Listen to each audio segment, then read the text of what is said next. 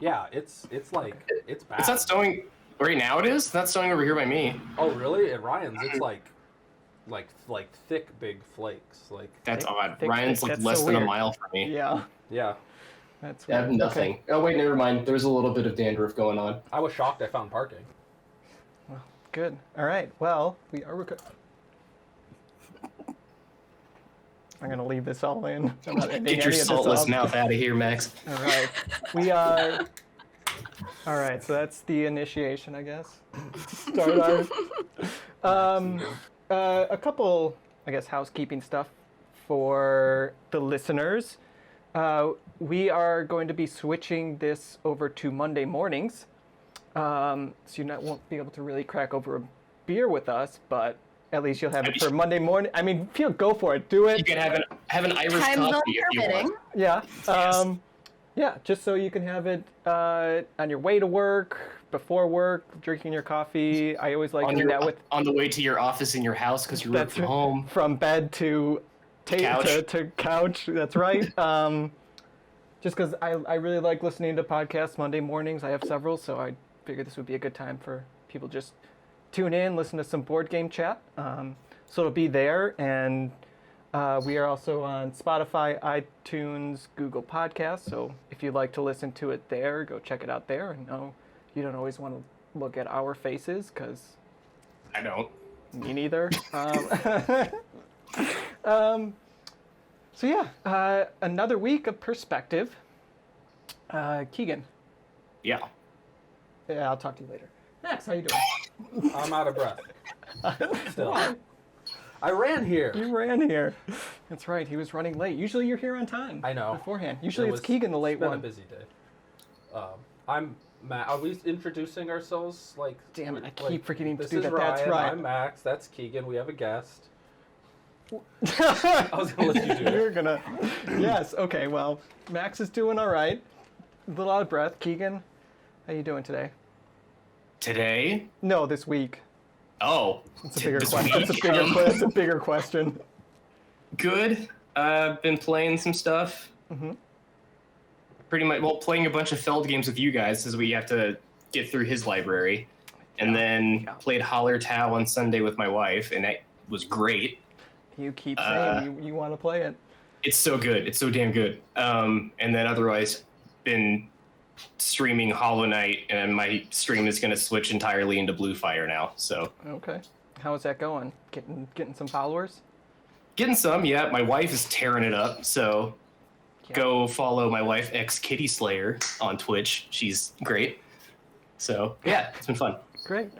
Yes, and this week we got on a special guest, Meg Oak, Professor Meg on Instagram. Thanks for joining us. Yeah, absolutely. Hello, hello. Hello. I see you're rocking the awesome orange hair. Yes. I was curious if you're going to bring on one of the awesome hair. I think it's always awesome. I've finally adopted saying I change my hair every week and a half like Ramona Flowers. I'm like, I'm just going to do it. It's been long enough that I don't know if they know I'm quoting it, but the people that do know will look at me, so. Yes. Well, it's awesome. Yes, I don't got another word. What the fuck? Okay, well, let's get to know you as we do with our guests. So I know Keegan has been following you a little bit longer than I have, and knows maybe a little bit more about your Pokemon days earlier on. Mm-hmm. If you want to tell the guests and listeners about that, how you got into it, maybe what inspired you to first start doing that. Yeah, back in the day when I was young. I feel old now. This was back in 2018 is when I first started with Pokemon, which was before board games for me. So what ended up happening was I was college shopping with my mom, and we were at Target, and we were going toward the checkout, and I saw the cards again, and I was like, I just really want these, and she's buying me all this stuff. I'm just going to sneak this in. And I just got more cards. And then from that and like all of the packaging, it advertises you to like find local leagues and stuff. So where I was, there was one league that was close to me, so I ended up going there. And so for those who don't know, Pokemon League is usually like a weekly thing or maybe monthly if you need to, but usually weekly, where someone runs it and you can go and play, and like depending on your wins and losses, you get certain rewards, so you can get more cards, but you just get to like play friends. So I did that for a while, and then that led to going to tournaments, which was really fun. And you guys will know I'm a mechanics person. I'm a very rule book person, and I'm not a jerk about it. I'm not like, because I'm very role play heavy, but I'm very detail oriented, that I'm like, are you sure it's that? Because I think it's this, or it's I just found a rule about Gloomhaven that I'm not happy about, that I had to call my husband to my office. please step in my office. Excuse me. We need I a was sidebar. like, I pointed at my monitor. I was like, what does that say? I'll just say because it doesn't matter. In Gloomhaven, you can like pray at the Great Oak, and it makes you blessed. And I'm level 9, and we have been using one blessed card the entire time. You're supposed to get 2. Yep. But I didn't read that part of the book. We are corrected. There's a lot in that book. So playing Pokemon led to judging, because a part of judging was that you could work for product. So I was in college, so I was doing that to get more cards and just play more. Yeah. That I started judging a lot and judging like bigger tournaments. And then I started judging Magic, because the man who ran it also did Magic, and I did bigger tournaments for them, like 1,000 people tournaments. I would just run registration, so it's not like I did Magic. I was in like the admin area, whereas Pokemon I actually judged and table judged. Magic I would draft, but I never really learned like the mechanic rules detailed. But yeah, so I started judging, and then after that I started working at the same game store for the man that I was judging for. And that's where I even got assigned, because there was like maybe 5 of us working there, and I got assigned to be the board game person for like ordering it and restocking. And I had to do board game of the week, where I would like print up something, and it was like I just got to pick whatever game I wanted to tell people to buy. So that was really fun, and that's when it started. And then I ended up getting a big girl job and having to move on and do that kind of stuff. But no, just I was gonna say, do you still get to do it? Because that would have been awesome. That'd be awesome. Like I'd love. Yeah, I wish. I moved a lot more toward board games. I mean, I fell in love with board games then. I would say maybe around 2011 with Arkham Horror, which was my first big girl game that I played, and like that's what I started with. So I started with losing and knowing that's what games do to you. So to me, I was like, this is great. I love Arkham Horror. So every game after that, I was like, okay, I get it. Yes, and. So I kept playing board games, but I kind of fell out of TCG and that kind of stuff. So I don't really do that anymore, but lots of board games. Sure. Yeah. I was pretty similar. But I was more on the Yu-Gi-Oh side of things. And and then eventually as I got to college, it's when I met some friends there who introduced me to board games. So yeah, but I get that TCG side.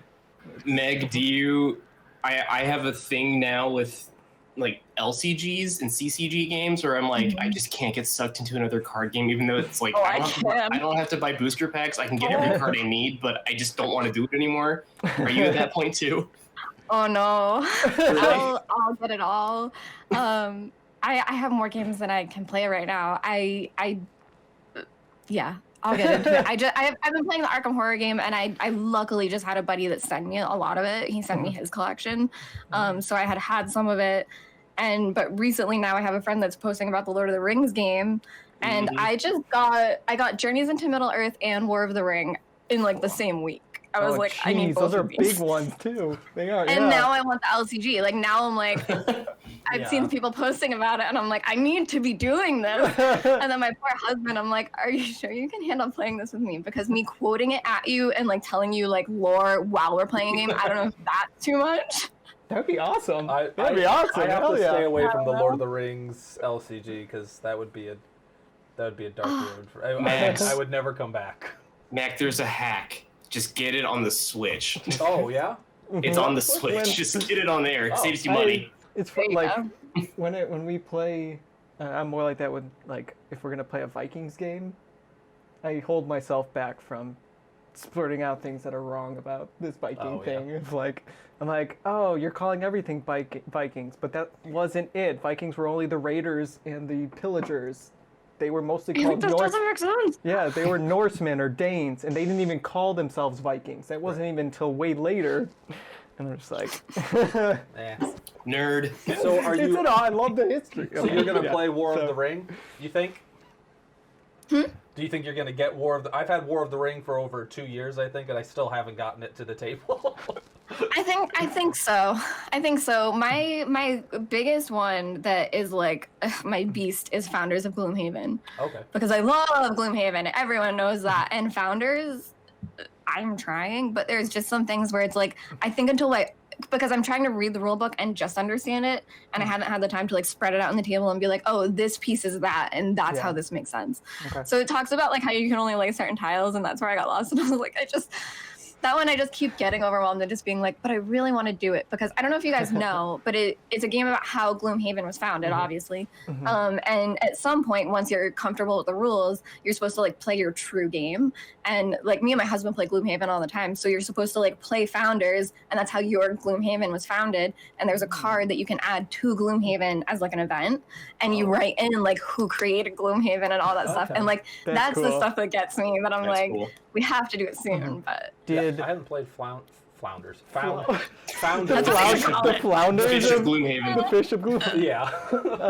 But I did play I have played a lot of Gloomhaven. Did you back Frosthaven? Yeah. Oh yes. Oh, Yeah, yes. a couple of us, we went like full in on it. And... Yeah, we just did the backer kit that we got the upgraded envelope. That was, or the extra, whatever it was, the envelope, there was something to add, and they just did it. Oh. Shoot. Well, I completely missed that. Oh, we'll have to look at that. Yeah. Yeah. Okay. Good call. Because I had a group that played Gloomhaven like once or twice a week, and we try and do as much. Like we played through all of it basically. We didn't finish Forgotten Circles, but almost did. But we wanted to back Frosthaven. Ryan wanted to play, but I was like, there's usually somebody who falls out. So either we'll just try and figure out a way to do 5-player and just make it super hard, or if somebody drops, we'll play 4-player, or I'll just run it. Something. I was just like, we have to keep it going every week. Have you guys? Did you look into all the characters? No, I haven't. I've looked. I did when it first was coming out, but I didn't too much. So there's 'cause I wanted to one? be surprised. I don't know if 2 of you are like really close, but there's one that it's like a 2-headed harrower where it's like kind of split. I think. Oh, I think yeah, it's a harrower. Yeah. Where it's actually 2 decks of cards that, depending on what you're doing, it's 2 separate hands that are supposed to stay separate. So if you have 2 people that you're like, oh, well, for now we'll start with 5 people and see how things go. 2 people can kind of share a character.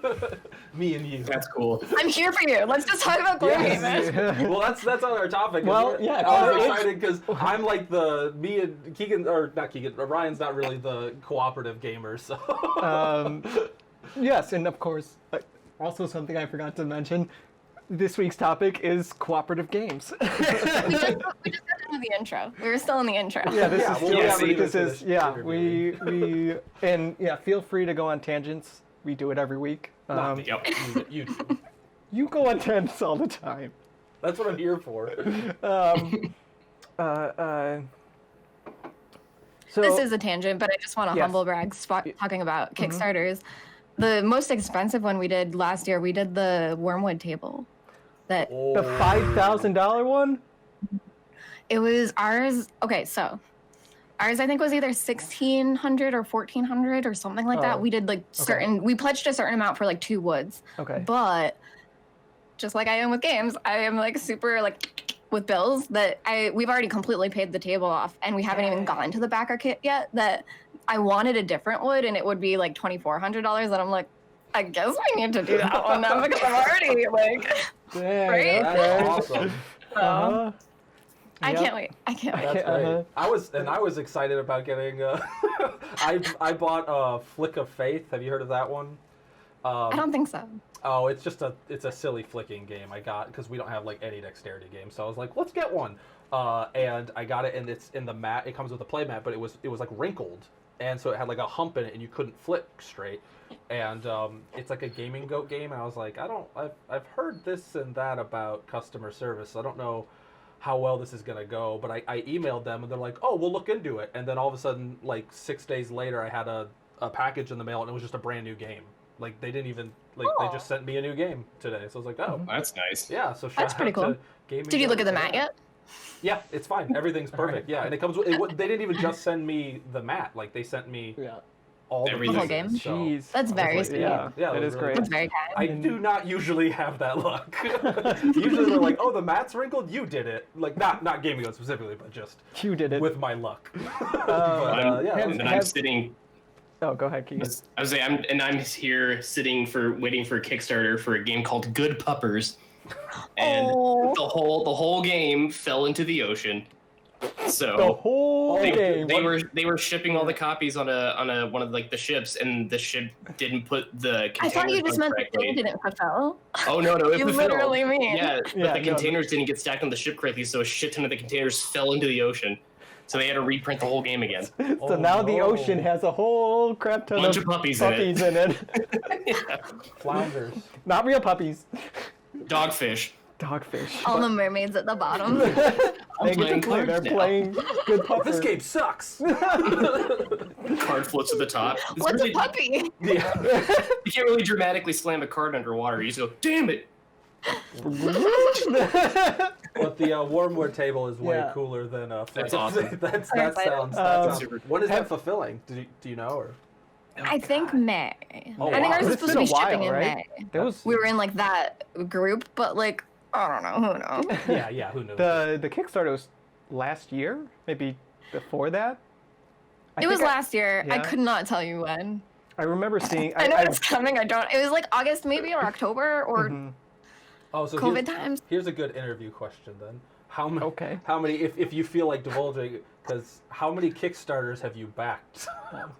Ooh, honestly, not enough. Not I will say enough. that That's a not good. enough. Interesting. Okay. I completely feel that. Then. And I couldn't look it up because most of them are in my husband's name, so that's the trick. There's a secret one coming for him. Ooh.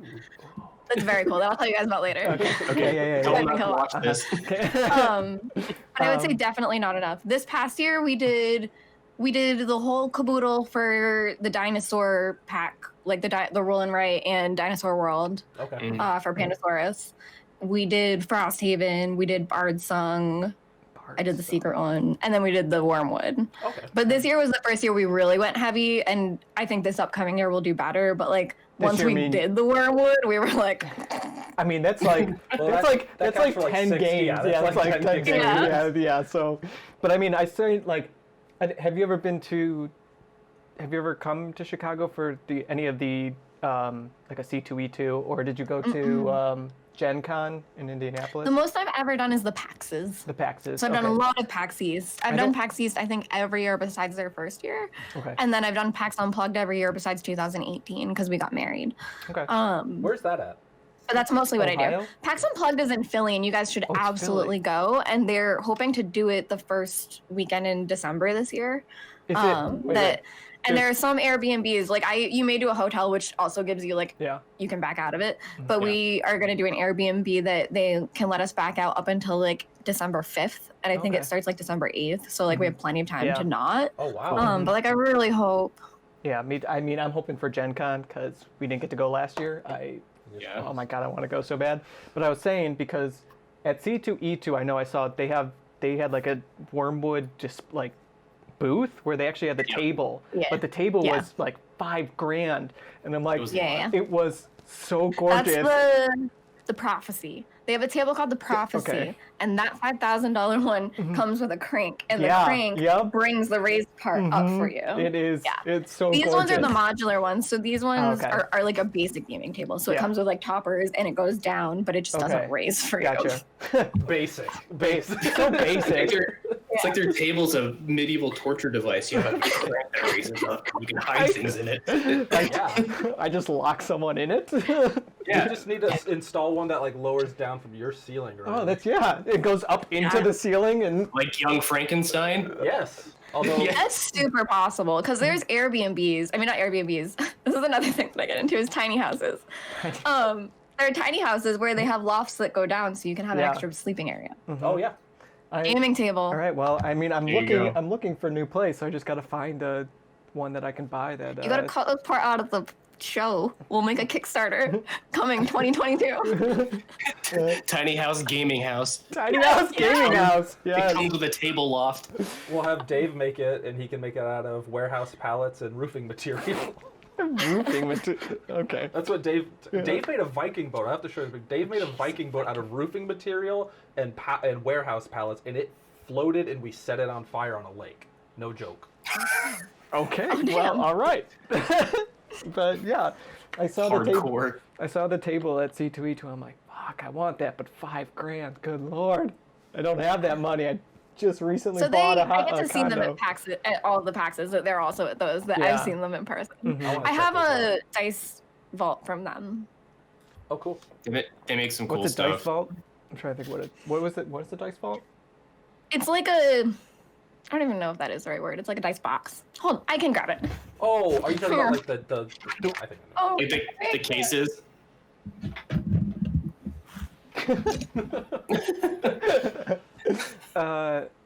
Yeah, maybe it's the ones that just hold your dice. I think. Yeah, it's like the magnetic case, I'm judging assuming. your board Yeah, I games think now. Small world. Oh, Yeah. yes. Okay, but I think we can't hear you. Can you hear her? Did you unplug yourself? Accidentally mute yourself. Wait. I accidentally muted. There we go. There we go. I grabbed my Yeti. Yes. Okay. Yeah. Mm-hmm. I don't know if you guys know Critical Role too, but it says, "How do you want to do this?" Oh, nice. A friend of mine works for Critical nice. Role. Ooh. Yeah, she got hired and then flown out to LA to live there to work for him. That's so nice. She's her community manager. That's so That cool. is crazy. Shout That out is very to cool. Serena. Yep. Gosh, guys. Yay! So many shout outs I'm gonna have to do. Do your I have to job. tag her in this Do video my now. job. Yeah. Okay. So, so you started with Arkham, and then Yes. we're gonna go back. We're going back. We're going back a little bit because I want to know the progression. You went from so you went to Arkham. Then where did you go from I there? started with Arkham. Mhm. Loved the co-op. Loved how heavy it is. I know this thing is about co-op, but right from there I went to Ascension. That Ascension was where I was like, I need expansions. I need sleeves. I need everything. I have so many promos. I have apprentices that are zombies. I went deep into Ascension, and then that's when it really kicked off. Okay. Dang. So that's kind of like I do like all kinds of games. Yeah. But I feel like, and that's why I kind of want to talk about it, is that I feel like the older I'm getting, and I guess maybe COVID kind of did this too in quarantine, and like who knows, but I feel like we've been leaning so much more toward co-op that it's just like what we want to be doing lately. Yeah. hmm Okay. So you went like right in, like immediately starting board games, just like all in promos, everything. I mean, so I'm very much I get to get everything, all the organizers, all the upgrades and stuff. It took me a little bit before like I learned about all of it. So dang, you're just like immediately we're just like boom, Yeah. all in. That's Yeah. all. I love that. Okay, so Ascension. oh, I was gonna ask. Is it right now kind of just you and your husband that play, or do you kind of have a small group that you get to at least? Right now, it's pretty much us. In Massachusetts, summer was a lot better. The summer, we have like a pop-up tent that like it was like netted, and we've brought like indoor lights outside and like our regular table and chairs and like played outside. That way we could be like really separated. Yeah. Well, that sounds rad. And back then we had a friend one other buddy that plays a lot with us. And then my best friend and her fiance, we're in Massachusetts. They used to live in Tahoe. They just moved back, like the beginning of December. So they're back now, and we've seen them like twice. But with all of us just being all over the place right now, we're kind of not doing anything. We've seen them twice, and last time we saw them, we played Dinosaur Island. Okay. And that's the only game we've played with them now that they're back. But we used to play with them all the time, and like that's the group that we played D&D with. That Okay. I'm holding my breath until that comes back. Okay. Before like all the shutdown and COVID, how big of a group did you guys have? I would say we have the one buddy that was our friend that we would play the most often with. So our usual group, especially for heavy games, would be 3. Like if I was going to play Terraforming Mars, it would have been just those 3. Okay. And then like my sister and her husband would play with us sometimes. I think the thing is that I have a lot of different groups, and they all know I love board games, and I have different games I can play with all of them. Okay. So like my Yeah. sister, I can play like Small World and things like that, where it's like a bit lighter. And I actually haven't played this game, but I bought her a game called New Bedford, which is like down near where she lives, and it's from Greater Than Games, who made Spirit Island. Oh, yeah. Okay. So I assume it's a good game, and I got it for her at PAX, and I still haven't gotten to play it with her. But so she can do like lighter games, and they like that. And then like we have friends that also like very silly games, like Red Dragon Inn. Like we have like a casual group that will come over, and like we can like. I try to stray away from Cards Against Humanity, so at least like a little more mechanics. Yeah. So Red Dragon Inn is good, or like Flux is good because it's something you can just throw at someone. So yeah, I would say for heavier games and things like that, it would usually just be the three of us. Okay. Except now that my best friend is back, because sometimes it would be me, my husband, her, and her fiance. Okay. Cool. So usually 3 to 4. Yeah. Yeah. Okay. And then sometimes 5, because that buddy would play with all of us. So like that was our D&D group. Do you all guys 5 have of us. like a big gaming store in Massachusetts? Because I know we were talking to Ryan from Meeple Among People. I think he said he was from Massachusetts, and where he lived, there wasn't like anything. He said. Yeah. I would say there's like a few, but not great. So the Okay. one closest to me is That's Entertainment. And the great thing that they've been doing is they're like a catch-all kind of store anyway, where they sell like, you know, toys and games and a lot of used video games. And they've been buying people's collections. That's how I got Journey in Middle Earth. I got it for like $40. Oh, dang. Because it was just sealed, and Imperial, oh my gosh, Imperial was still in its shrink wrap.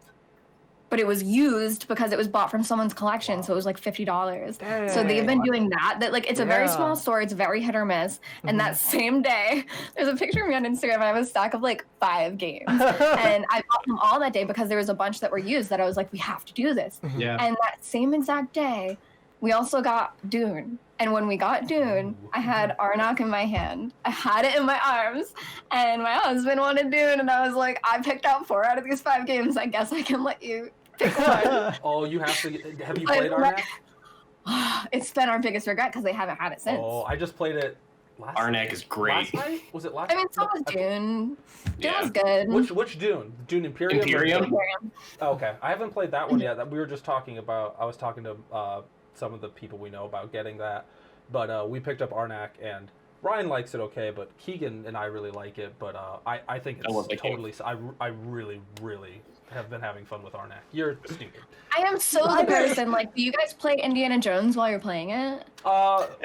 That's the first thing Ryan and I said when we did the video. Yeah. We have a monitor that like in this room that we watch something every time we play, and like sometimes if it's a heavy game we'll put it on mute, so like that way it's just like kind of something. Yeah. But like one of my favorites is we love playing Villainous with Disney on. Oh, that's a good idea, yeah. Playing through Gloomhaven, we've been rewatching Game of Thrones, which is cool because we know Game of Thrones, and the beginning of Game of Thrones is great. Yeah. So we're like, oh, let's go back to this, and it's very fun. We don't do it kind of theme wise. We've just always had The Office on when we play. It's just like there'll be times it'll be like silent, and we're like, why is The Office not playing? Yeah. Or, Well, and now The Office is off Netflix, so we've been watching IT crowd. Yeah, IT crowd we put on. Just But, my wife and I do the same thing. Like if we learn, because I like to learn new games with my wife, just because she's very much like this rule's weird, and she'll be the first one to go to the rule book. Go, I think you taught this wrong.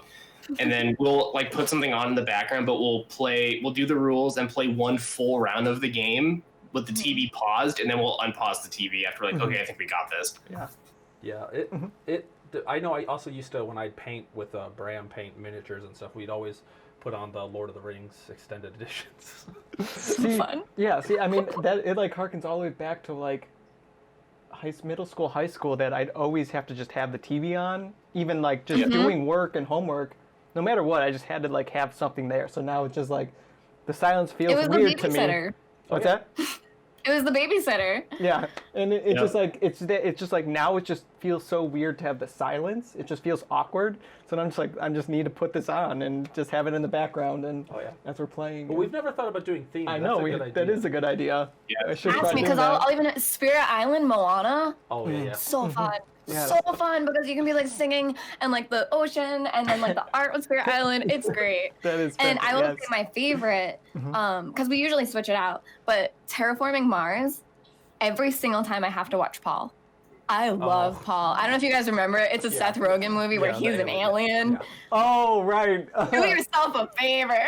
Watch Paul playing Terraforming Mars, and it's like, I am where I'm supposed to be. I thought you were gonna say like The Martian or I was thinking, Armageddon. I was thinking The Martian for On Mars. Because I need to play that game. We just need to play on Mars again. Oh my! Wait, can we watch The Martian and play On Mars? Because both of them are probably pretty heavy. Well, On Mars is heavy. Martian's gonna probably be heavy. Just put on Rocket Man, that dumb comedy from the 90s. Just put that one on. I doubt that aged well. Oh, I bet it's perfect. I bet it's just as good as it was. Wait. Okay, let's put our heads together real quick. What game? You said put our heads. Yeah. I'm What little. game can we play while watching The Room? Any of the unlocked games, because you want to get the hell out of there as fast as we can. That's fair. Okay, so actually, I can maybe bring this back to tabletop or to co-op. Have you guys played Sentinels of the Multiverse? Yes. No. A while ago, but yeah. Very, very fun. So everyone gets like a deck, and it's a hero deck, and you're fighting against a villain. It's very comic booky. And they had an expansion. I have all of them, so I don't know when. But there was an expansion that came out, and there's a character, Guys, and he's supposed to be like Deadpool. And he plays against the Wager Master, who is a villain that, like, basically, you play Sentinels of the Multiverse your whole life, and you're like, this is the turn order. It's like any other thing. It's like, you do this. And Wager Master, his rules are like, do it in opposite. And then the things he does to you is like, now this goes in this order, haha. And that's what I feel like. It would just be like, I'm confused the whole time. Because that game, it wasn't really fun playing against him, because it wasn't like, oh, he's really tricking us. It was like, wait, what's going on? And what are we supposed to do? It was just frustrating. And how did this trigger? But this is that? It was just so much confusion that I was like, all right, let's bring it back. Yeah, let's bring it around and talk about co-op here. Good transition. Yeah. That was seamless. It was seamless. I'm real good. As you'll learn, I have perfected the art of transitioning, being quick, of transitioning. You've been watching a lot of Larry King live. That's right. R.I.P. I've been actually taking notes from Scott Aukerman. That is. No one? Oh, come on. Wait, did Meg know? You know? No? I know Scott Aukerman, but... Okay. From Comedy Bang Bang? Okay, it's a podcast I listen to every Monday. Oh, they said Chitty Bang Bang for a second. No. That's not a character in that movie. Comedy Bang Bang. The child catcher. He's the host of Comedy Bang Bang. Okay. Well, he's a comedian, whatever. God, you guys, Reggie I hate Watts. you guys. Yeah, Reggie Watts was on on the Comedy show. Bang Bang? Not anymore, but he was on the show. Do you like how the seamless transition turned into a derailment? I know, it did. Be a better conductor, Ryan. Get your choo-choo back on the tracks. Stop, go away. Like a bandit holding up the train. Derail, whatever, just go. Okay, we're done. Are you guys all brothers? I'm just kidding. They're basically married. Yeah, we're like, my like wife married. calls Ryan like he's just in our marriage. We've accepted him into our vows. Ryan's the favorite. No, not favorite. I just he's such a thruple. He's Keegan's married as well. Ryan's forever alone, so we just took him in. He's married to you. Oh, Max, don't sound so jealous. Don't sound so jealous. I'm not. I mean, I'm here with him. I'm keeping. Okay, we're okay. We're done. We're done. We're going into co-op. To start this off, I want to ask. Let's get everyone's overall overarching opinions on co-op before we kind of start talking about how do people feel about co-op. Keegan, let's start with you. Well, I don't know. Great. No, I'm indifferent. I'm ambivalent to co-op. Okay. It won't be my first choice ever for a game. Mm-hmm. I liked Gloomhaven because it is co-op, but you can also be like, I want the money. I'm gonna go get the gold. Mm-hmm. I like that you can still go off and just be like, See ya.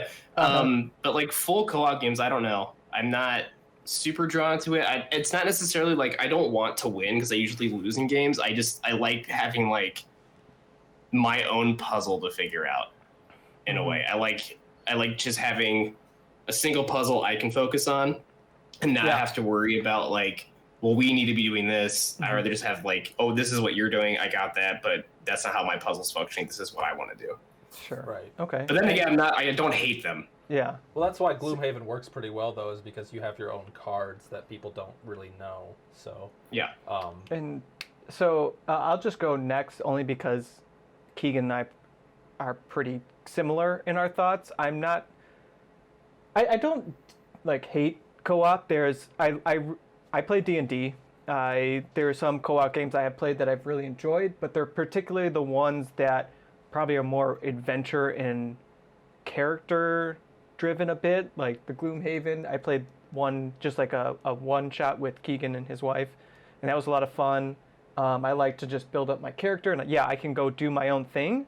I did one of my first Kickstarters was actually a co-op. It was Set a Watch, and so you're just kind of working together, but you're like kind of going through this like adventure together, right, and trying to defeat these monsters, and it's interesting in that way. But when I play games like Spirit Island or Pandemic, I mean, I play it, it's kind of fun, but I just don't want to like keep doing it. I know there was a night that we, like, when he got the new Kickstarter, the expansion for it, Go ahead.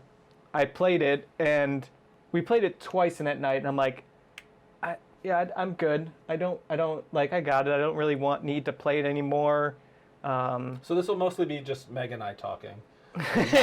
You can go to hell. I'll be very good. Because, we played the Jagged Earth expansion. Do you have Jagged Earth? Did you kick that? No. Oh. Oh, I do have it. I did Okay. not Kickstarter. Oh, okay. But I missed Kickstarter. Have it now. But you have it. Yeah, it's Yeah. so good. It's and- like 1,000 spirits. Yes, and we played it, and I was like, let's play it all night. And they were like, okay, we're done. We played it. We lost once. We beat it. We're done. And I was just like, what do you mean? Like, Yeah, but see, like that. See, that's something I think See, I we don't- would I don't play a wanna lot talk it because yet. to us, we drafted the spirits. I was so Oh. excited about so many spirits that I think it was 10. And we drafted them because I was like, well, I know I want these one. I don't want you to get them before I do. So do you want to draft them with us or with me? And then we picked which ones, and now we have stacks in the box of like who's gonna play what next. Yeah. okay. But the Okay. first one I picked was like the guy on the cover, the really cute fire dude, and he's like the highest complexity. That I was like, it was very late that night, and I was like, I think I'll switch. Is for that an the easier is that like the gecko lizard type one? Is that the one I'm he's thinking very of? Yeah. cute. Is he the trickster guy? Is it that one? Is he That's the the one one? I switched to. Oh, Is he okay. the I one? switched to the trick that has like 3 faces, but you can't tell which one's his okay. actual face. Is He's very cool. is that fire one the one where you kind of like dropping down things and then they explode, basically? Like you're trying to build it up and then they explode to do a lot of I damage? think so. Yeah, okay. I think I played that one when we I played. remember. I played the fog one first, I think. Okay. The, like fog spirit. And he's a little tricky, but we've mostly got him figured out now. Aiden and I. Our friend Aiden, who refuses to be on screen with us, he we play a lot of Spirit Island just together, and we'll both play a spirit, and then we'll play a third spirit together, just because we like the way the board is with 3 player, like the triangle board. So but I've never done that. oh, it's fun. We pick like Good idea. we pick like an easy spirit for the one we're playing together, like the lightning spirit from the base game or something. That's a good like idea, that. though. Yeah. Sometimes I learn things like, and this is just a nugget of information tangent, but Everdell. I don't know if you guys play Everdell. I love it so much. So, so a much. group of our friends, we did a thing where they had suggested this that the group I did the board Vengers with, where they said to draft your opening hand. And to deal out like whatever extra, and you can draft out, and it's like that alone fixes like the dead board space in the meadow that happens. That I was like, okay, cool, that's great. And like, I usually don't break rules. I'm not that kind of person, but I was like, that's awesome. Yeah, I that's interesting. want to We have play it try like that. Yeah. That sounds like fun. Like, I've done it once since then. I won. Okay. So it works. Well, it's always interesting with that too. Like, was it Carly was talking about? Like, there's certain people. I don't know if there's a forum or what it was, or she just came up with it or whatever. But where they like actually mix games together, and I was like, I was like, I don't think you're allowed to do that. I've seen people doing that a lot for like RPGs. Okay. Like even like things like D&D and stuff. I've seen people using the Gloomhaven tiles for D&D, Oh, nice. but that's the most I've seen is people using like tiles for stuff. That's yeah, nuts. I think she was talking about some like actual board games, just like picking two and combining them somehow. I don't nuts. I don't really remember what you're saying, but Oh yeah. man, This is just a component thing, but tiny epic dinosaurs, I use those dinosaurs in Dinosaur Island. Yeah, because they are fit in the great. pens better and they're super They cute. are so and cute. they're all different. Yes. yeah, I love them. I had Dinosaur Island, I ended up selling it, but yeah, I didn't get the like Kickstarter one where all the dinosaurs are different. So I was bummed. The another Isle of Cats. I love the cat meatballs. They are so cat awesome. I haven't played that one. They are- Oh, it's Very oh. good. You I gotta see know. those cat meatballs. They're so great. But I love 'em. Spirit Island to Yeah. me is another one that falls in the category with like Gloomhaven, where like you have so much to do on your turn yourself that like you can't even be bothered with other people's turns. Like Pandemic is like a very, I don't know if it's because Spirit Island and Gloomhaven you're all doing your thing at the same time, so like you're so focused on you don't really worry about everybody else. But like where it's Pandemic, it's like, oh, it's your turn, it's their turn, it's their turn, it's my turn. Where you get more into the quarterbacking, where you're like, no, you should do this, you should do this. But that's why I really like and appreciate Spirit Island, Gloomhaven, some other co-ops too, where that isn't so much of an issue. Whereas I have found it with like Pandemic and some other games to be a little bit where if there's an alpha personality, they'll start conducting everybody and telling them what to do, which I know is what some people have an issue with cooperatives. Not so much Keegan and you. I mean, I do. particularly, but- I know I can, and I try not to. I really try to hold myself back because I'm like, no, I've played with other ones who are not really capable of actually self-controlling themselves, and I'm like, that's not a fun way to do it. And so I'm like, I can map things out in my head and go, this is probably the best route, but Yeah. don't say anything, just let's play and see what I want them to see what they think of. And but Meg, we'd like, what is your give us your thoughts on co-op? I definitely love co-op. And I think there's a couple things about it and my follow-up question to you guys is, I think there's a difference between like a campaign game and that type of co-op and like just a general co-op board game like Spirit Island. And even like hearing you guys talk, it sounds like you know, like the more D&D feel campaign game, you like something where you can develop someone and then that co-op feels better, but where it's just like one and done, you'd rather play not. And to me, I love it either way. I think I do lean more towards the campaign games. That's where I love it more. And I love the story, and we love role playing and like sitting in the lore and having that be how we play. Yeah. But that being said, another reason I love co-op games just existing, things like Spirit Island, is for players that don't do well when they lose. I have a couple players that I don't really know, like that I don't know too well, that it's like, you know, a friend's boyfriend, something like that they want to play game night, they think they know, and they're like, oh, we can go play and whatever. And, you know, I've played games where people are just mean and it doesn't make sense. And it's like, I'm going to get another point here. Like, what else would I do? Would I choose something to not, you know, it doesn't, I don't know. So to me, having a co-op game where you can introduce game mechanics and be like, this is how complicated board games can be. And this is opening the door so you can see the world of board games and that it's not just Monopoly or something like that, but to be able to do it together. Yeah. And I think when it's co-op too, there are some games where you're just teaching someone and say it's like PvP anyway, like Terraforming Mars. You may say like, show me your opening hand and I'll walk you through it. And this is what I would do. And this is how I would play. And some people get so defensive that they're like, well, I don't want you to know what I have though. Yeah. And it's like, I'm not teaching you a game to like, you know, trounce you and be like, kick the chair out from under you. I'm not going to memorize your cards. I mean, I probably would, but that's only because I can't forget them. Well, you're probably going to win Terraforming Mars if it's somebody's first play anyway. So Yeah. Yeah, like...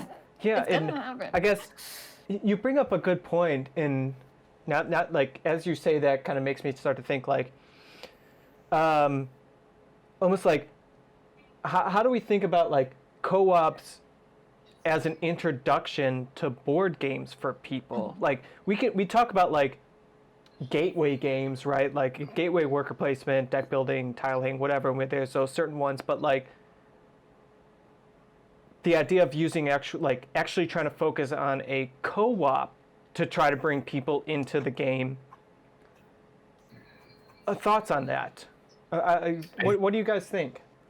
I mean, Meg basically said all that already. Like, it's just a good way to bring people into games in general because you don't have to teach them the rules and then let them figure the rest out on their own. Yeah. Especially if you have someone that's defensive. Like, I just 100% am just backing what Meg said and just like speaking to agree at this point. But like, I mean, there's like a lot of like co-op games now too that are just fairly simple that you can just teach anyone and just go. Like, I think the first scenario in Time Stories is a really good like introduction to co-op because it gives you that story. Nope. Meg completely disagrees. Don't spoil. Oh, I'm not going to spoil anything. I won't say. He was right here waiting for quarantine to end for one other player. I won't say anything about the story itself, but it like we've played 3 Time Stories scenarios now. Yeah, 3. And the first one is definitely like easier by far. Like out of the 3 we played, the first one's probably like the easiest to like not like we lost, but like rules wise, I feel like we lost bad. But I'm just talking about rules and mechanics and things. It's very easy just to be like, this is what you do. You go to a room, you do this, and you make a choice, and that's it. Whoa. And then tell Kat she can't just scream from the other room. She needs to come on camera. Don't tell her what to do. I thought Animal was naughty at first. So I think Time Stories is great for that, especially because if you like that, you can just get all the different cases, and then just like they get harder and harder, and like they add more complexity and stuff. Like the one we just played ended up turning into an RPG, and it was awesome. So you haven't played Time Stories yet? No. Oh, you're gonna love it from what you're. I'm very excited. Yeah, purchased and ready, but because it is a thing where you can only play through once, right? So we have a friend that like we're just waiting. I had a group and we played through like one of them, and then they like weren't that interested. So I was like, man, I'm just gonna have to play these by myself. And then I had a buddy who I would go visit in Milwaukee, which is like an hour and a half away, and we played through 2 of them. But then he moved to Minneapolis, so I'm sitting on like 4. I have like the 4 other expansions. I'm like, do I just play this by myself? I will play with you. Dad and I love Time Stories. I didn't know you guys like Time Stories. We'll play it then. Yeah, we love it. Because I have a bunch of them. And then like another easy like the game that I probably got raved about way more this year than I thought it was going to. The Crew is like such an easy like non-big investment co-op game. It's $15 and it gives you 50 missions to do, and you can play up to 4 people. I think is it only 4? It teaches people trick taking and it teaches co-op, and it's super quick and easy to play. Like it wasn't the biggest hit for our group. Like me, Kat, our friends Chris and Sam, we didn't like it that much. But for $15, like just buy it. I've seen a lot of people playing the Scott has it, and he's gotten a lot of people to play it.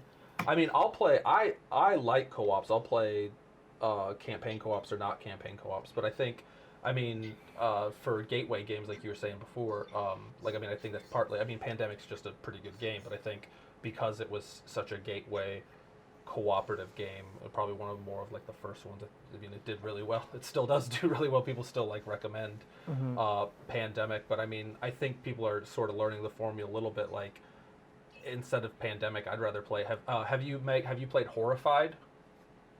No. Oh, it's very similar to Pandemic. But it's on your shelf. Hey, wait. Shelf of opportunity. Ew, man. Horrified's really fun. I would much rather play Horrified than Pandemic. But I love the theme. But it's a really good one too. Sidebar, Meg. We really want to, and the worst thing is that we just keep playing more Gloomhaven. Just keep going. We're supposed to play Paladins. And we just played Gloomhaven, and the thing that we didn't realize, and this is like, what, right? Paladins of the West Kingdom? Yeah. Oh, get on it. We were like, we learned it. We both learned it. We both watched videos that night we were supposed to play, and I was like, get on it. I really just want to Good play. so. It will pass. I had the same problem with my group, but I was the voice of and I was the minority of all the other 3 guys just wanted to keep playing Gloomhaven. But I have these 10 games I bought. Let's play Gloomhaven tonight. And for months that happened, and then finally I broke through, and we haven't played Gloomhaven in months. But get through it. Gloomhaven's just that good.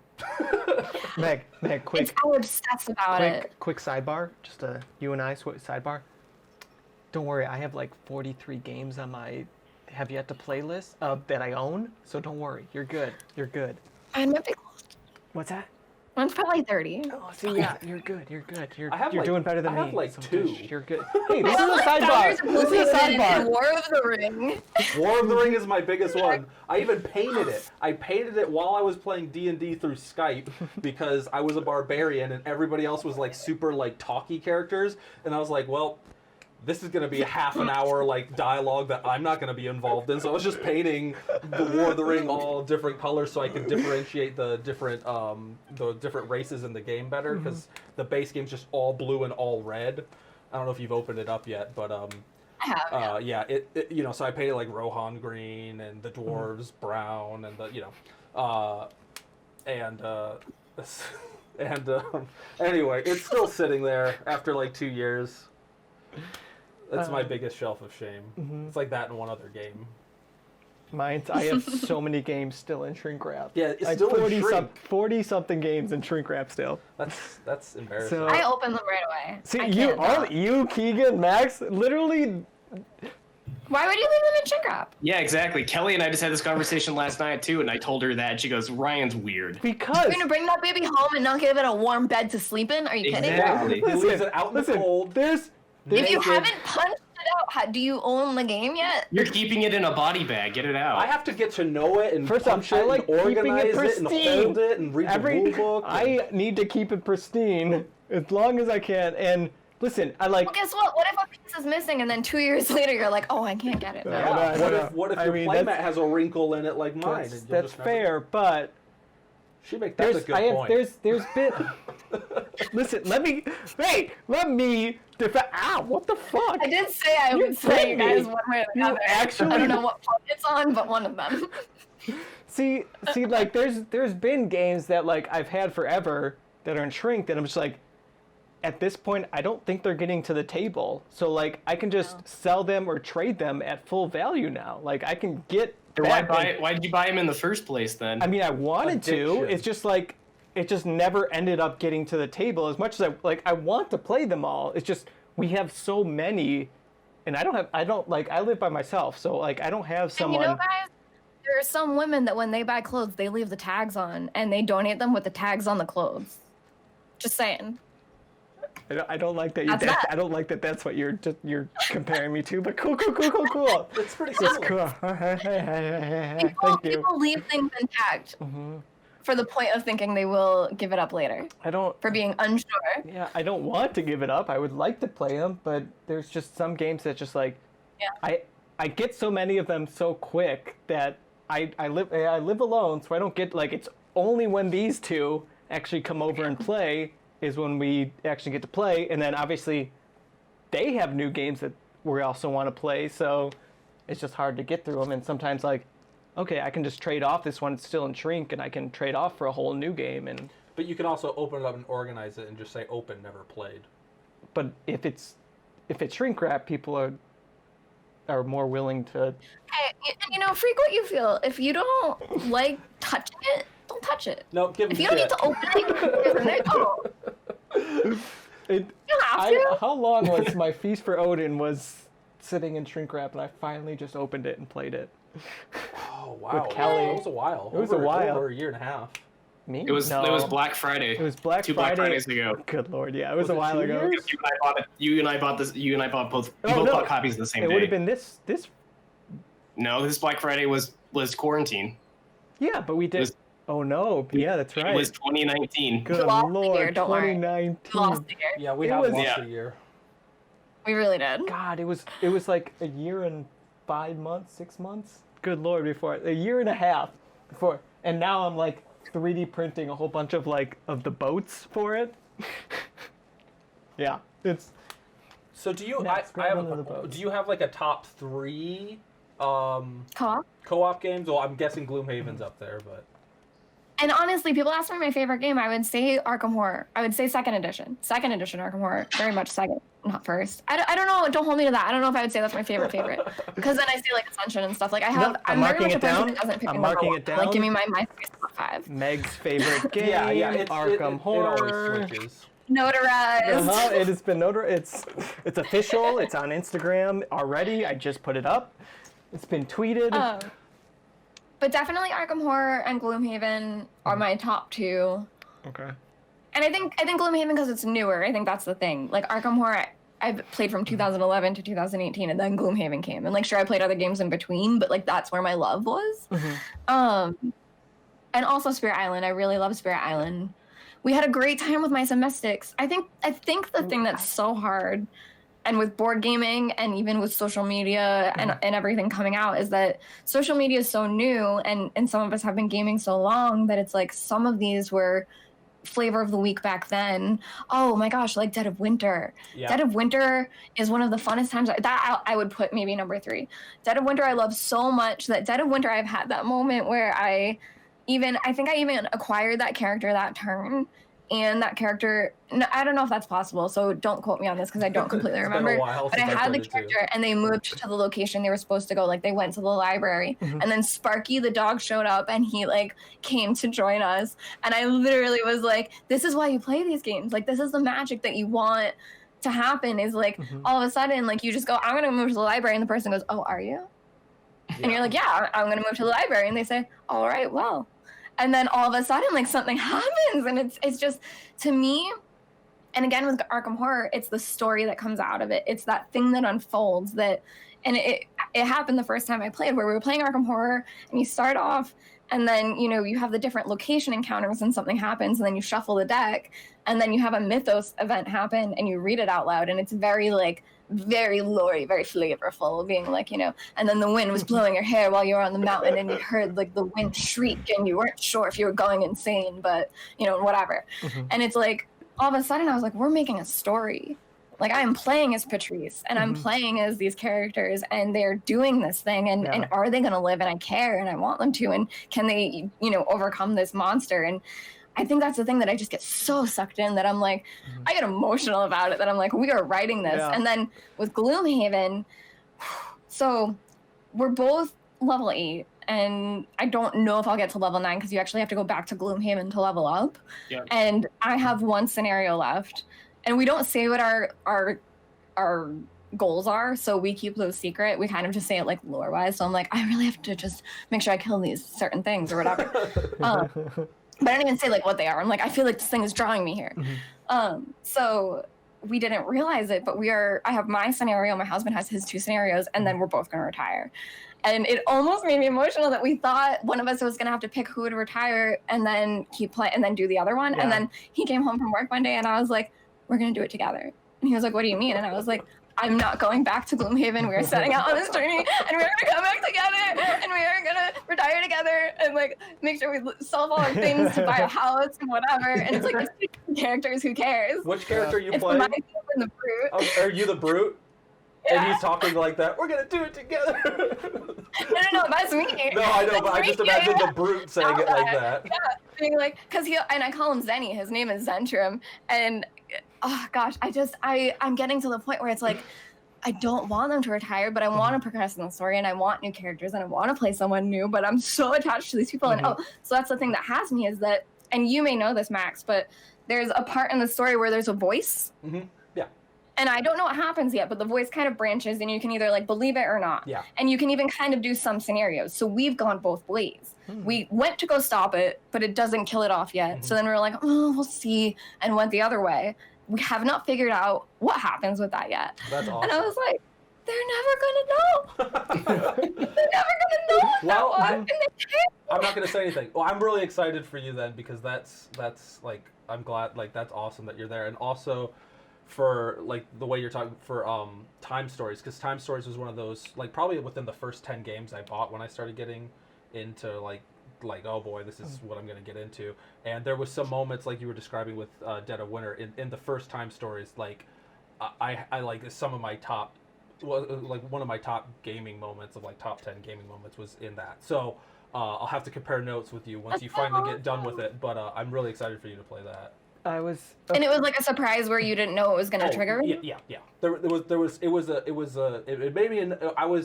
It was a good enough surprise, and I like enjoyed it enough to like immediately go buy the next 5 expansions for Time Stories. So that's so fun. All right, I mean that's a good promotion for Time Stories right there. Oh, I've always loved it. I still have them sitting on my shelf. They've been there for like 3 years. So you were talking about Dead of Winter here, and like really getting to the story. What was the one game we played with Bram? This War of Mine. This War of Mine. Oh, do you know this game? Oh, All right, No. so this story, like this game, it's a cooperative game. It's a storytelling game. You're not playing to win or like succeed. Like you can't win this game. It's not possible. I don't think so. It's just you're trying to survive as long as you can. as long as you can. But like, Is it kind of like Dread? Well, so it was a video game. It was like a PC game, and then they adapted it to a board game. But I believe the person who created it, or the person who came up with the story, I think he actually survived like a real siege in a town. And so the game it's like post-apocalyptic or whatever. I think I didn't read all the flavor text for it because it wasn't my game. But basically, you are in a building, and there's 2 other survivors with you. And you can go out and try and find more survivors, but basically you're trying to just live, and it's rough. I think there's an edited deck, like a more PG-13 deck, but I mean, in the game we played, it was like there's some. I mean, it deals with suicide because like you get so depressed, and Ryan was like, "How do you die from depression?" And then our person died from depression. It was like they blew their head off. Like it is rough. The game, but it's one of those that like you don't want to play just the game. Like play it just as the characters, right? And like some of the things was just simply like as you're out exploring, you're like you could like there's a whole booklet, right, of things you're going through, and it's one's like 1,000 different entries. In and so it's just like you can go do this, you can do this, you can go explore this place. And you go, okay, I'm going to go explore this place. And it just ends up being like you went and explored and you found this like dead person who had like shot themselves and their dead wife or whatever is sitting there. And literally that was it.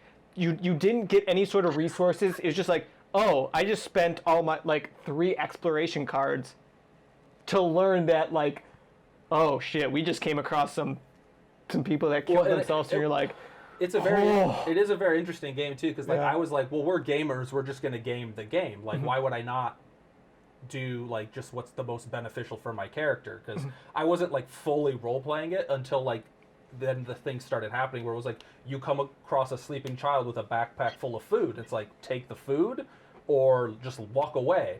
And I was like, dude, I can't do that. I got a kid. Like I all of a sudden was like not a gamer anymore. I was like in the moment, and I was just like, let's just see what happens if we walk away. So we walk away, and it was just like, you walk away. That was it. That was the end of the... Like, it was just like, you didn't eat food that night. Because some imaginary character on this card got to eat the food. I was like, damn it! Now my character's hungry. So yeah, if you really like story-based stuff and like just want to play it for the story, check that game out, This War of Mine. That sounds hard though. It is I think that's my thing rough. I know you guys are video gamers too, and that's my problem with horror video games. Is like I can play a lot of horror board games because you read them, and for horror video games it's like I don't play them, but like my husband played that PT trailer forever ago, and I was like, I wouldn't walk forward. I just wouldn't go. Like I would just not. Isn't that also the game? Like you're just existing. Like why do you need to?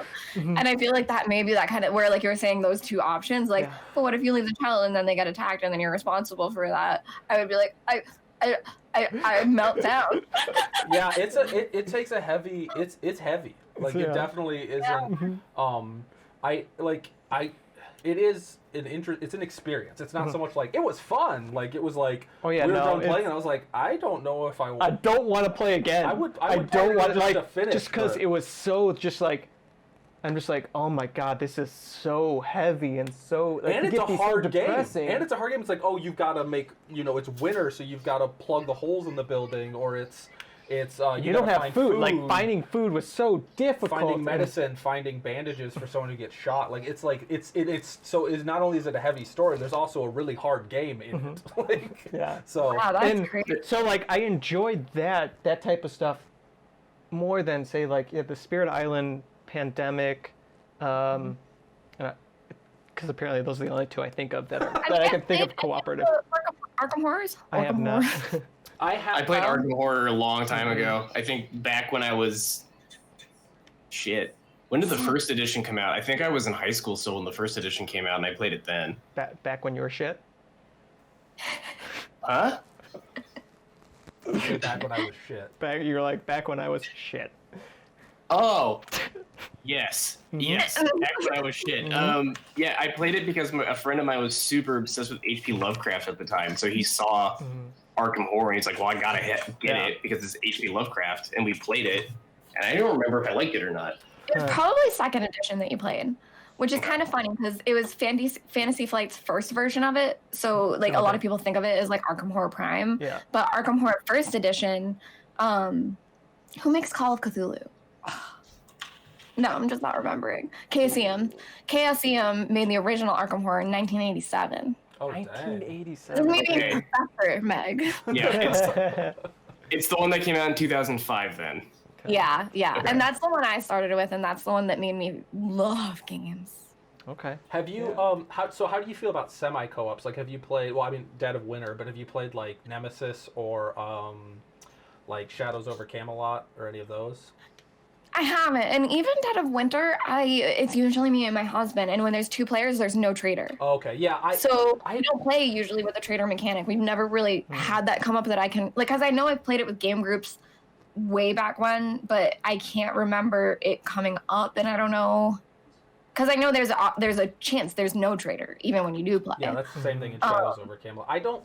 I mean, that one's acceptable to me to play with like a traitor, but like when we played Nemesis or even Dead of Winter, I don't want to play with a traitor. Like I don't love the semi because it can really just, I mean, unless you have the perfect group. The lore. Yeah. I want to play the game and read the story, and unless you have the perfect group, it can just tank the experience. Like, oh, we're about to all win, and one person's like, no, I play one card and ruin the experience. It's like, oh. That's why I like Betrayal, because I know everyone shits that game a bunch, but like I like Betrayal though too because it's more just a story, and you know that the traitor thing is gonna happen. Right. Like it's gonna happen, and you know someone's gonna be a traitor. But I just like the idea of like telling that story, and like we're all going through a house together, and like, oh, you're the cannibal. Oh shit. So let's try to get away from them. Like I like that as a semi co-op. Yeah. And I feel like too, Max, if you take even back the traitor for Dead of Winter, if you let yourself feel the feel of like it's not happening to me and it's not happening to us, it's happening in the story, and picture like the movies that you've seen where the villains actually kill people at the end and that's effective and you're like, that really mattered to me. It sucks and you don't want to lose, and it's co-op, so you shouldn't feel like you should lose. But and like traitors haven't really happened to me with Dead of Winter, but we have absolutely had our ass kicked from Arkham Horror. We have had the Ancient One wake up and just shit on us and kill us mercilessly.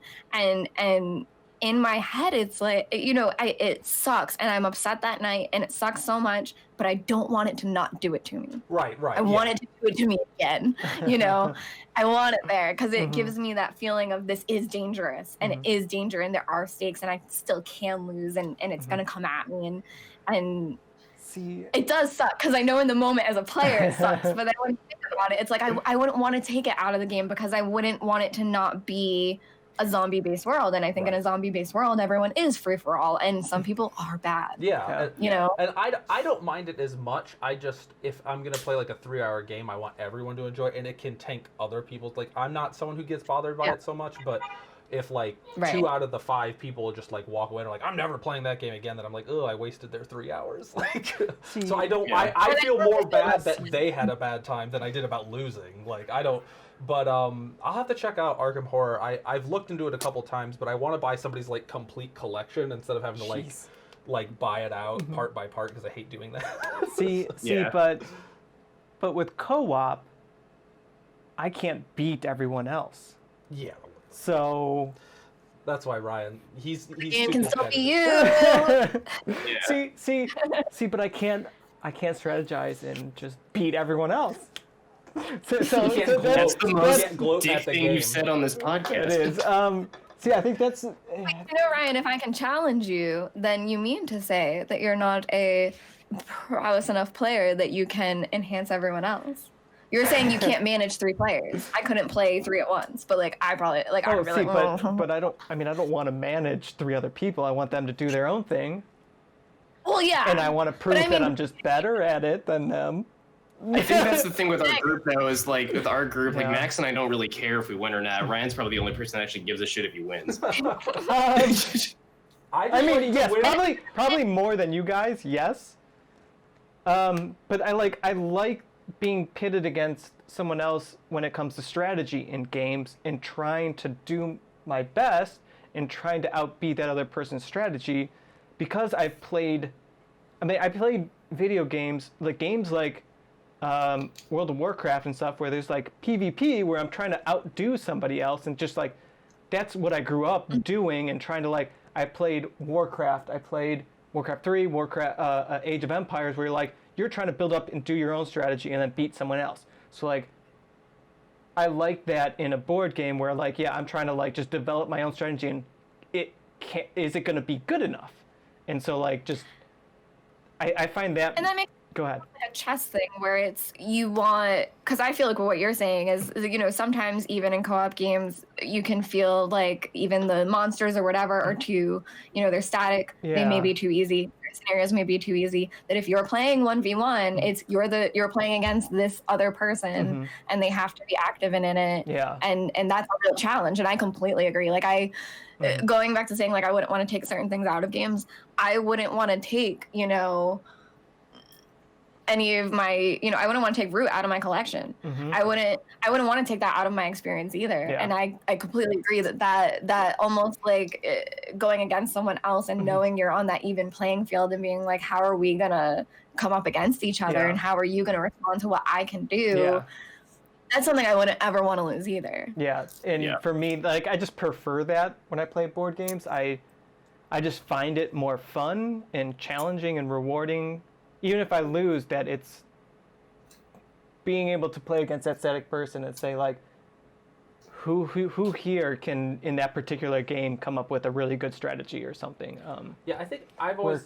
Sorry, go ahead. Well, I would say we're cooperative. It's just like if we're all doing it, then I'm just like, I don't know. It's just weird. Like I don't get that same satisfaction. I always approach challenge. Thank you. Yeah. Even like a Euro game.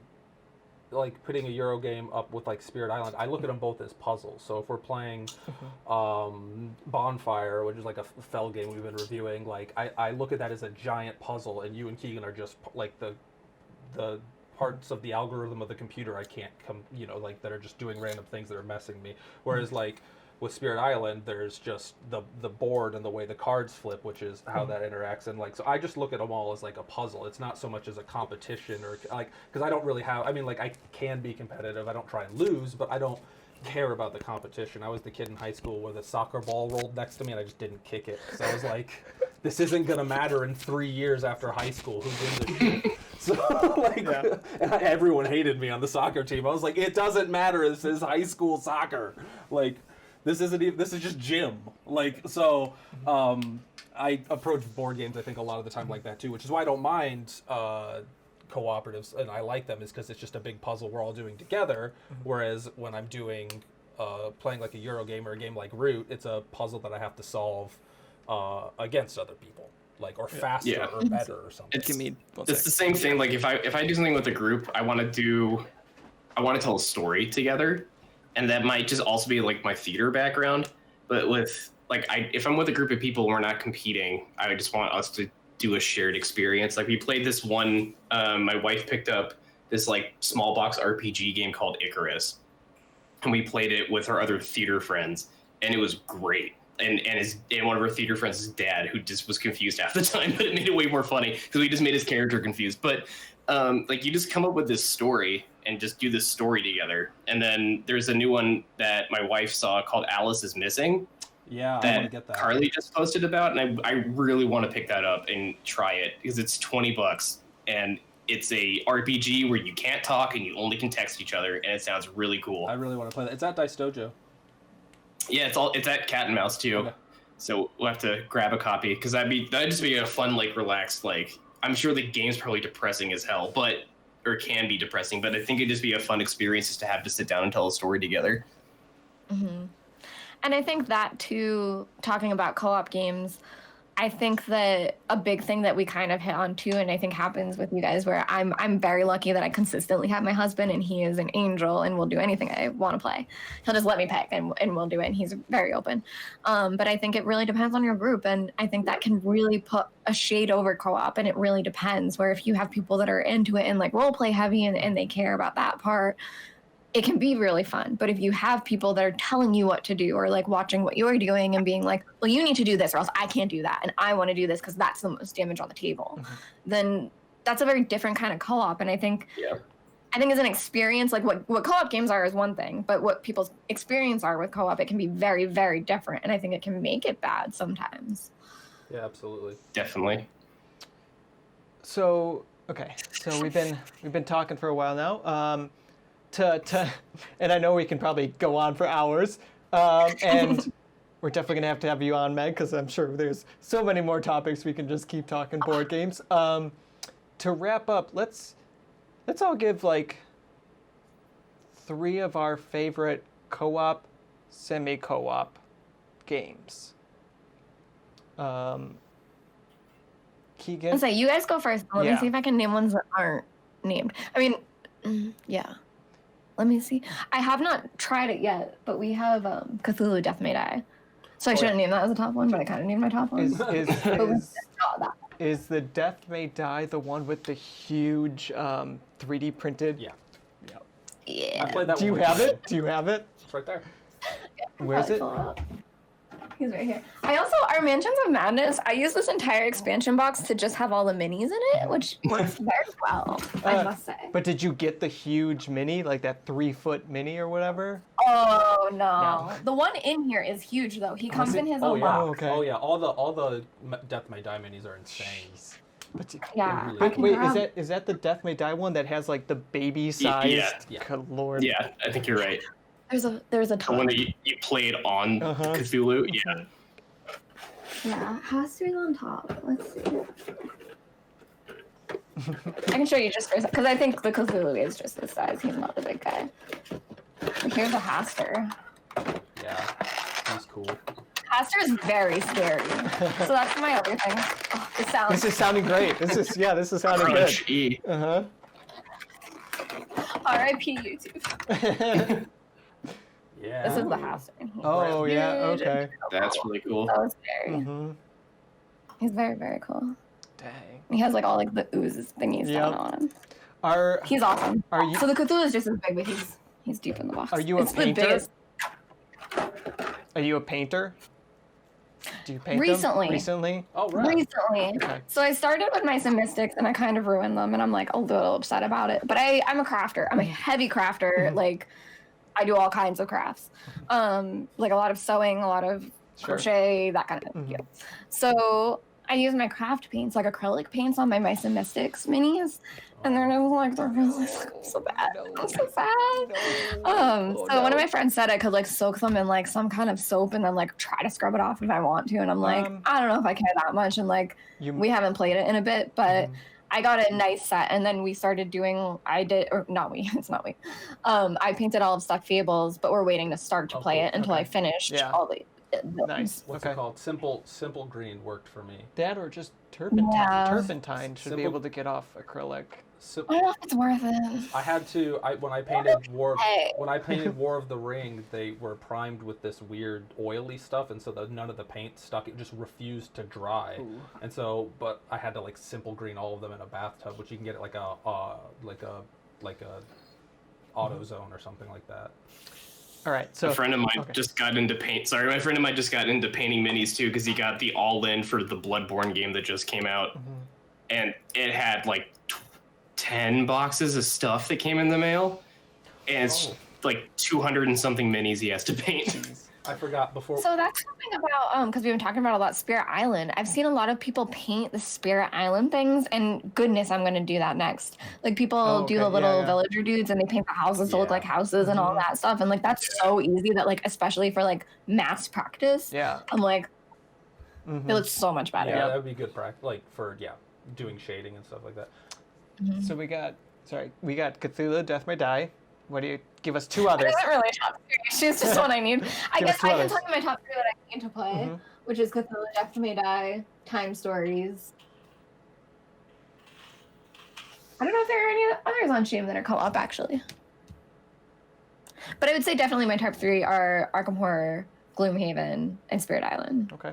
Jaws of the Lion was amazing. Mm-hmm. Jaws of the Lion, I do think everyone who asks, I'll say it again for the millionth time, it's so much better if it's the first time you played. If you have not played Gloomhaven, play Jaws of the Lion. It will teach you how to play. Mm-hmm. If you've played Gloomhaven, it will be training wheels, and there are ways around it. Okay. I still haven't played Jaws of the Lion. I was gonna borrow Scott's copy or our friend's copy was to just play by myself. Honestly, the first 1 through 3 is like kind of brutal because they make you use these like A and B cards, and like you don't get like elements at certain times or experience points, and like they just kind of nerf a lot of stuff that you can instead start at scenario 4 and just like make your deck the way you normally would because you know how to do it, and just either read the narrations or listen to Foreteller, and you like just catch up to scenario 4. And I think it tells you there's a guide, but it tells you like you get so many experience. I think too. I think it tells you to do certain things like that. I was gonna say I was telling them when they told us that we were gonna interview, but I wanted to ask you before I did it. I like the picture where you're sitting in Gloomhaven, but I want to recreate it with my Gloomhaven box, but have it all split open because I'm very large. That would be amazing. So if you're okay with it, I'm gonna try and duct tape mine back together and do it. I would sincerely love that, Okay. but I don't know if I can endorse breaking Gloomhaven. Well, my copy is so used because I've had it for 2. I got it pretty early, like right when it came out, so it's pretty beat up because I had to transport it and we played it everywhere, weekly. And I had to pack it away every time and put it back. So, oh my goodness, I'm okay with it. This is the blood. I got this craft organizer that's like 4 drawers. Oh, nice. It's right here, and like we put all the things in it. Oh, that's so nice. Yeah, I did. Right when I got it, nice. someone had just come out with like the Plano box thing, where like they told you how to organize. So I went to the sporting goods store and bought a bunch of Plano boxes and organized that, which worked great. But we kickstarted the organizer for Frosthaven, and I'm very glad we did, because I was the one that always had to set up and tear it I down. thought you were gonna ask me how intact the box is still, because people ask that all the time. They're like, "Oh, you must be breaking your box," and it's like, because you would break your box. What are you talking about? Mine, she's right here. She's completely intact. Mine will not be. And my hips don't touch it on the side. When I sit in the box, the only part that actually touches the box is my butt, like on the base part. So it's like, people say that all the time, and I'm like, So funny. why do you care? Why do you care what items I do with my things? It doesn't matter if I ruin my Gloomhaven box. Yeah, it's just. But I about- guarantee, Max, no one's gonna be like, oh, well, you shouldn't really sit in your box because you're gonna ram. to me, yeah. How big are your hips, Max? Very Our big. stick How are you boy. like that? A big boy. Yeah, I'm gonna do it then. Yeah. I it. didn't want to do it without talking to you or knowing you, because then I didn't want you to be like, hey, I don't know. I'm neurotic. So He's neurotic. I think that I've always in Gloomhaven had a drink. So that may be my requirement. If you're gonna do it, you have to Ooh, have he a doesn't beer drink. too. Well, you gotta have your I don't duels. drink. I'll have my whatever. O'Doul's. Non-alcoholic He has his duels. non-alcoholic. Yeah, it's funny because we'll Either put. way, it's cool looking, because usually it's like my metal Oh yeah, thing. okay. I'll get my buddy. My buddy So- collects big steins with like all this. Like Yes. I'll do one of those. It's funny, yeah, because Exactly. when we play, like we're playing with like all of us have like a beer, and Max has like his non-alcoholic O'Doul's and Or coffee. so that he can fit in. Or coffee. Okay, so Max, you're 3. Keegan this is has good. Kitty. Kitty, Keegan's got Kitty. I'm trying to do different ones, so I guess I'd say I don't want to look around. horrified. These are just ones to try, since my 3 were already taken by Meg, because I would definitely say Gloomhaven, Spirit Island. But yeah. Oh, Mistfall. Have you played Mistfall? Oh no, I haven't. Oh no.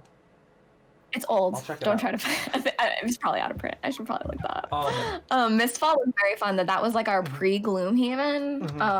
And it's not campaign. Like, not really. I think you do level up your characters. I'll look it up. It was very fun, and we keep saying we need to play it again. Sorry. Oh, you're fine.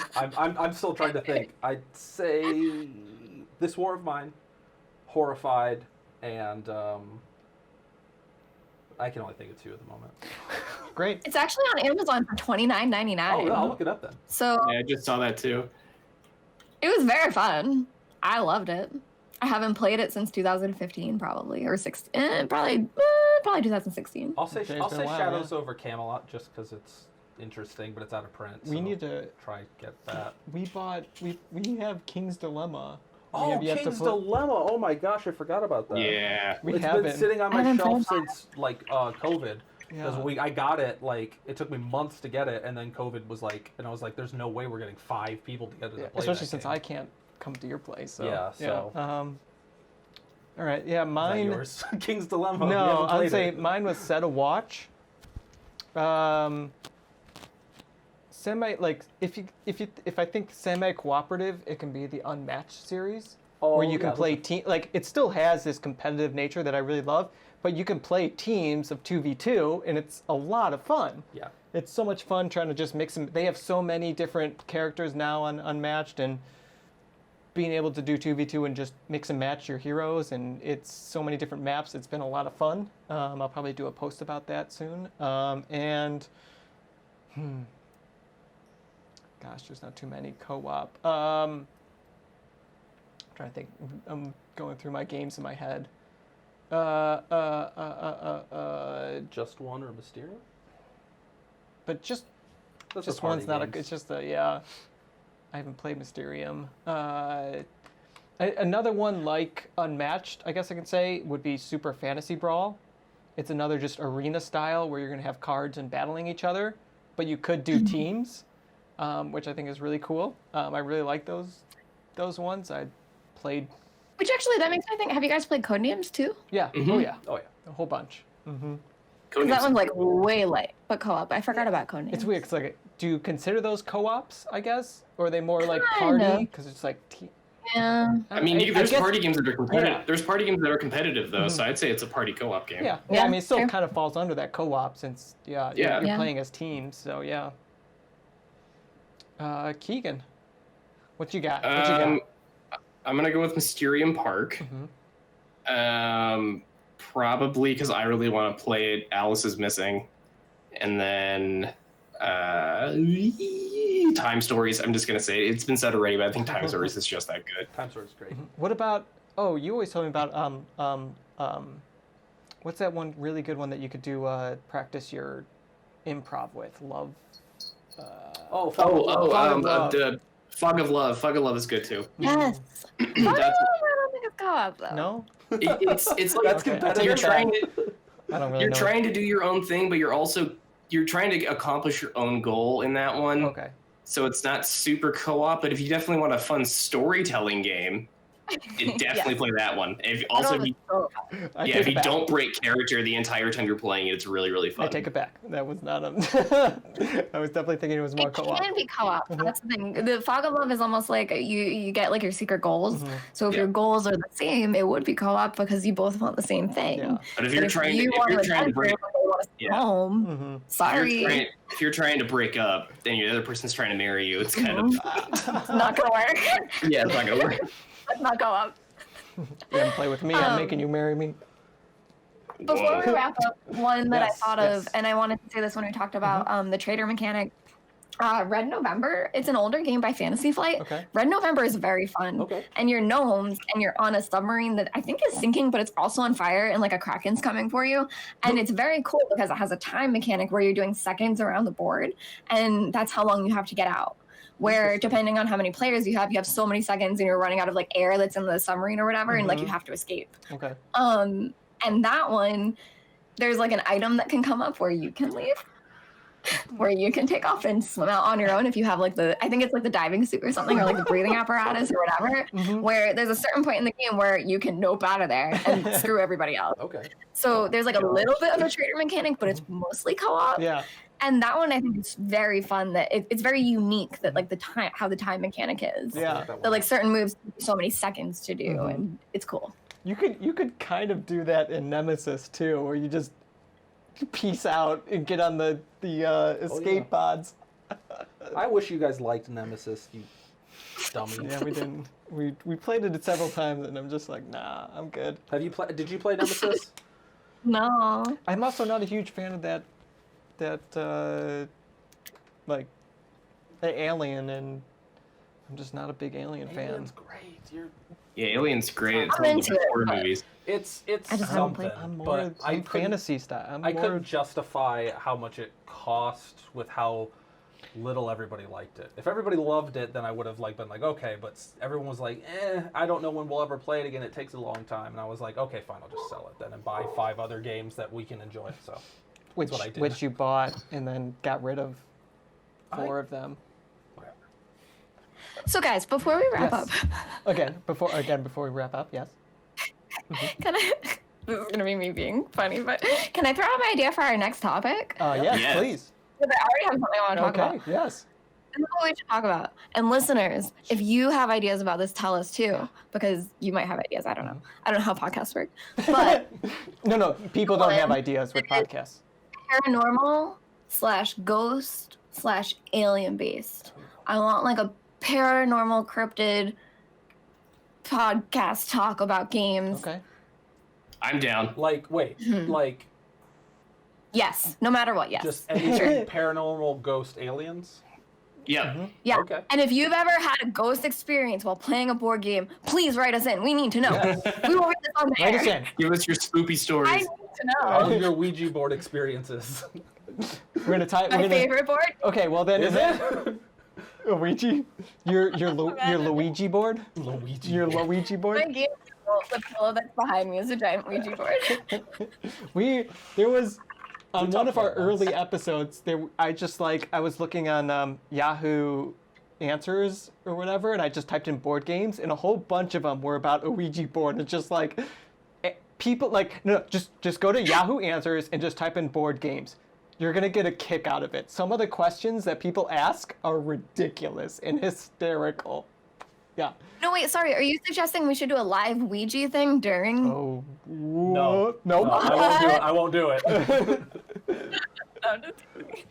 I'm But too the very weak-willed. cool thing, Fog of Love, there's a paranormal expansion where I haven't played it, but I assume like because this is how every paranormal thing goes, where the girl is like, I heard a ghost and I'm sure that and we're being haunted, and the guy's like, I really don't think so though. Are you sure it's not? I the think type we of- need to buy this house. What's in that wall?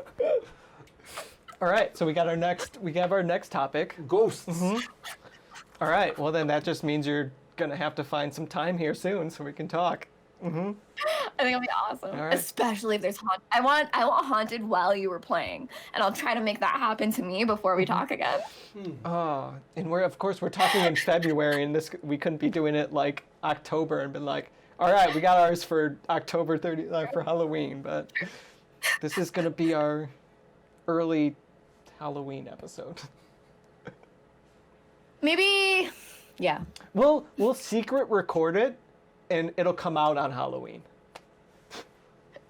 Okay, That's too that's long. fair. That is too long. That's too long. More spoopy I was games just are gonna come out by then. What's that? Yes, More spoopy games will come out by then. Yes. true. All right. And hopefully we'll be haunted again by then. hmm I don't know if I want to be haunted. You guys can be haunted. I mean, I really am not a fan of spooky things. Like, my friends took me to see Paranormal Activity, and I was like, fuck you guys, I hate you so much, fuck you guys. oh, This is awful. I wasn't allowed to watch scary movies, and then my friends like made me when I got older, and like just like terrified me and scarred me. But now I like them.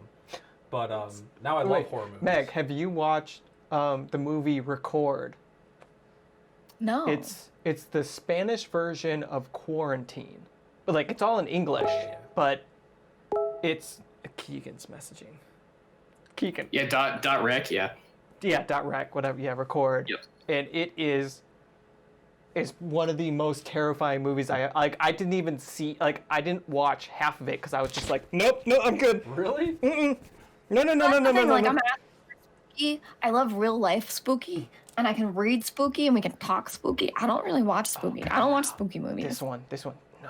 That's not that bad. I don't think I would. No. Like, Paranormal Activity did mess me up. And it wasn't the movie. It was, this is what I think happens when I'm not in my house. Yep. The thing's opening. I'm like, I don't care if it happened in the movie. It told me this happened. Confirmed. Yep. Well, All right, so we got. But we can open it to cryptids too, which I Okay. think I've never played the Unmatched, but I think Bigfoot is in it, Yes. and that's what I recently saw. That I'm like, okay, Yeah, maybe I'll do it. you should check that one For out. Bigfoot. Really good one. Yep, Bigfoot's in it.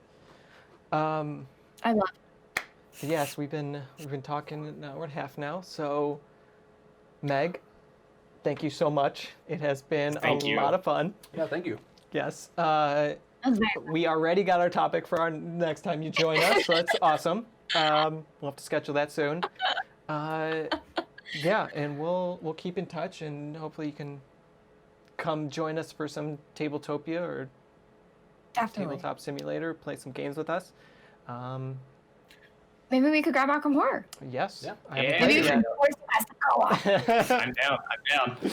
Great. And everyone, thank you for joining us. Make sure to check us out on Spotify, iTunes, Google Play.